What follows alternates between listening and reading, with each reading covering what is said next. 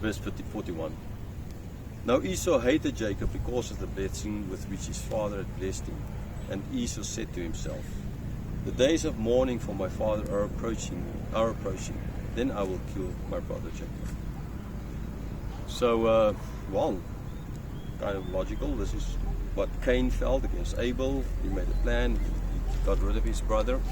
Esau now made as well. He's like, when my father is dead and the mourning is over, then I'll kill him. Now, as I've already explained earlier in this lesson, that in this chapter, that's not going to happen soon. His father's not going to die soon. And actually, if Rebekah knew this, she could have just kept Jacob there, because Isaac is not going to die for another 20 odd years, and she will die before him. But she didn't know. She thought like he thought, like Esau thought, it's going to happen soon. God had other plans for Isaac, and so he thought by himself he's going to kill his brother. Now, but then this is his plan. So, did he just think this? Did he mumble this? Did somebody hear? Did he start boasting about this? We don't know. Let's see the next verse. Verse 42. But the words of Esau, her older son, were told to Rebekah. So she sent and called Jacob, her younger son, and said to him, behold, your brother Esau comforts himself about you by planning to kill you. Right, so, he had this plan. He came up, this is what he wanted to do. Now again, kind of it would seem, knowing he's the kind of person Esau is, and what Jacob did to him, I kind of think it would have been logical for them to draw a conclusion. He's not going to be happy. He's going to try and get rid of him. But anyhow, in some other way, we don't know. Did Esau? My feet's starting to kill me here now. Did Esau thought out loud? Some people do that. And then a servant heard and went and told Rebekah. Or did Esau become boastful and the moment and told his best friends, his most important servants? We don't know. Again, it's not important. What happened is Rebekah found out about this. She went to Jacob. She told him. And so we need to make a plan here. So his way of getting over this blessing is being stalled is by, when all is done, I will kill him. Right? That is my getting back at him. This is my comfort. Verse 43. Now therefore, my son, obey my voice. Arise, flee to Laban my brother in Haran, and stay with him a while until your brother's fury turns away. Until your brother's anger turns away from you, and he forgets what you have done to him. Then I will send and bring you from there. Why should I be bereft of you both in one day?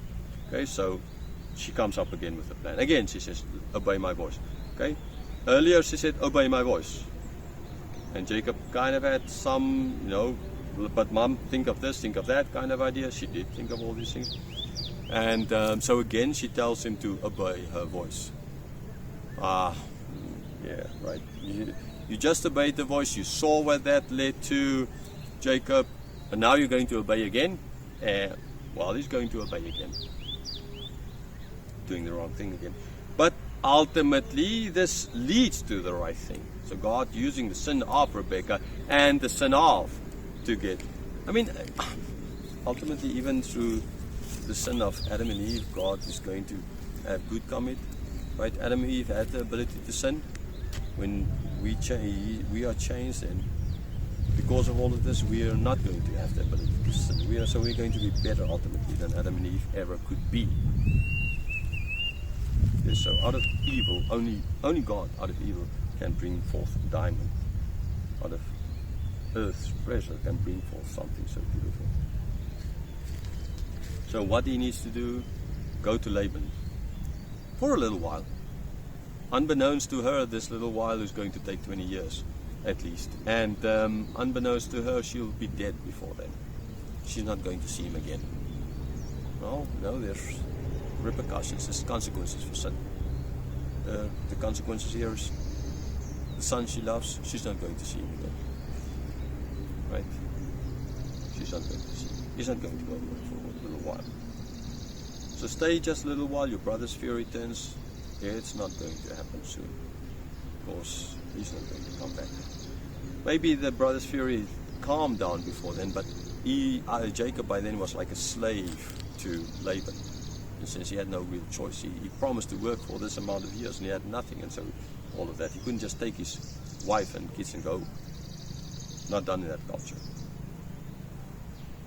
So stay there till he forgets about this, and then I will send and he'll come. In the end, she's not going to send for him. In the end, the birth of Joseph is going to be the sign to Jacob that it's time to go back. And why should I be bereft of you in one day? Right? So if his father died, then Isaac is gone, the bereavement day is over. Now, then Esau killing Jacob shows he's dead, and then Esau, like Cain, would need to be chased away, right? So she's then going to lose both. Again, she will die before, and she will have both. But I mean, she's not going to have. She is going to be bereft of both, because the one hated her, and the other one is sent away, and she'll die before they make peace. Verse 46. So now, what again is the plan that she's going to come up with? How is she going to solve this? Verse 46. Then Rebekah said to Isaac, I loathe my life because of the Hittite woman. If Jacob marries one of the Hittite women like these, one of the women of the land, what good will my life be to me? Okay, so the plan. Send Jacob away to Laban so that he can get a wife. Because Isaac, you know, I know, Esau found wives for himself. Locals here, we both hate them. They give us hell. We don't want Jacob to find these kinds of women, so send him up there.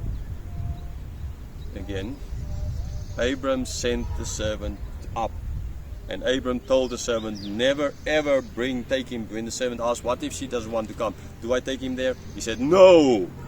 What does Rebekah do here? Send him up. The opposite of what Abram said. The direct opposite. Again, good will come from it, but what they're doing is wrong. Okay? They are sinful. They're not deserving of grace. So this is a plan. Send him away. Now Isaac, dummy. I mean, really? Couldn't he see through his wife's? Again, he ought to. If she heard, he could have heard. He ought to. Even then, he could have drawn the conclusion. I mean, man, he would have been angry at Jacob for what he did. He would have been angry at his wife for what she did. And now to go along with this new plan after the previous plan, he knew what it led to. So he ought to have known, okay, that this is not that she's doing this for other reasons, for nefarious, for the wrong reasons here. Okay? But again, he goes along with it. It was his task to find the wife for Jacob. It was his task to then say, no, wife. No, this is not. I remember how my father did it. He sent a servant there. I remember I said, no way you will take him there, right? I remember all of this. So, Rebekah, we are supposed to send a servant to go there and get a wife for him, bring him back here. No, he didn't. He went along with this plan.